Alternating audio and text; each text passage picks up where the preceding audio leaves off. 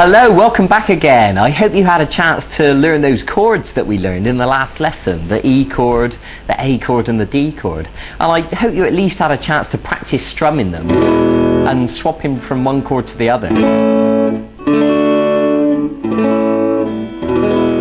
Now what I'm going to show you today is a way of strumming with the plectrum which will make your playing sound much more interesting. Because here's the thing, when people first learn guitar, usually they just strum downwards with the plectrum like this.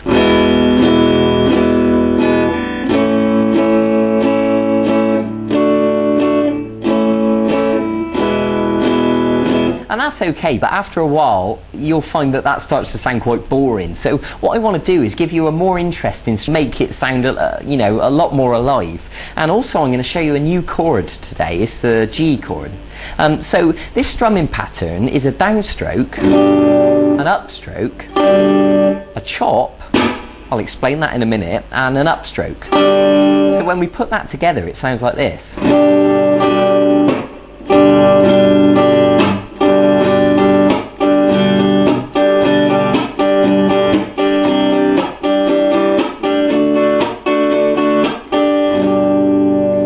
And you can see that it gives it a more interesting sound because the chop is quite percussive. To me it sounds a little bit like a drum kit when the drummer hits the snare, especially if you're the sort of person that might be busking on your own or playing acoustic guitar. Then it's really going to be useful for you to get used to this strumming pattern, and it will make your playing sound much better.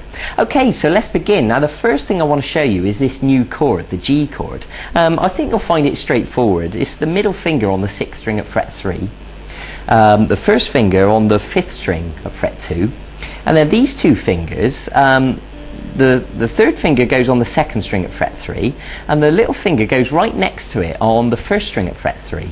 So if you just want to look at that chord diagram next to me just to clarify what those notes are, and you're going to use the plectrum to strum all the strings. Now you should know by now, if you remember me telling you in the last lesson, that you should be arching these fingers up and there should be plenty of space underneath, and you should be holding down with lots of pressure, and the back of the finger shouldn't be accidentally touching the string behind it, so that when you strum all the notes it should sound like this. Nice and clean and clear. So if you need to practice that for a second, by all means pause the video and just make sure you got that right. So this strumming pattern, so we're going to strum downwards and then upwards, and then we're going to do this chop. Right, so let me explain that now. Now what the chop is we're going to use the palm of our hand to touch all the strings like this.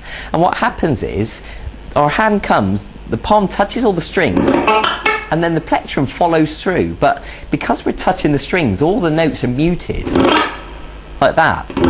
Now you shouldn't be able to hear any notes at all. If you can hear anything like that, then you need to make sure you're holding down on those strings with more pressure, and they should be totally dead. So that'll take a little bit of practice, and eventually you can bring your hand down and chop all in one motion like that. Okay, so just to clarify, I'll tell you again, make sure that the palm of your hand is laying across all those strings and effectively, killing the notes. Okay, so what happens is you're going to practice it until you can do it like that, nice and smooth, all in one motion. Okay, so that's the chop, that's how it works. So when we put that into the strumming pattern, we're going to go down, up, chop, and then up again. So it'll sound like this.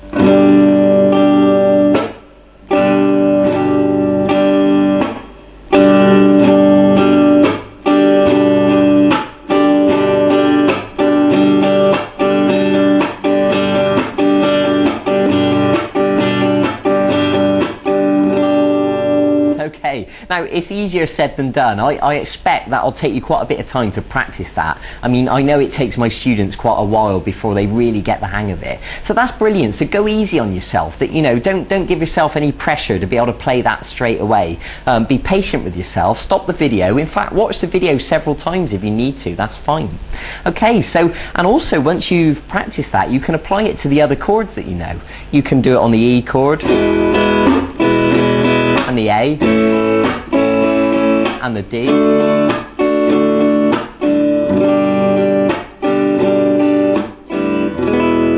And you're at a stage now that you can start experimenting with these chords, and you can begin to, you know, create your own sequences and start writing your own songs. And as you learn more and more chords, then you'll be able to write more and more interesting songs. Okay, so that's what I want you to do. I want you to practice the G chord as well as practicing the 3 other chords that we learned before. And I want you to practice that strumming pattern, the down, up, chop, up.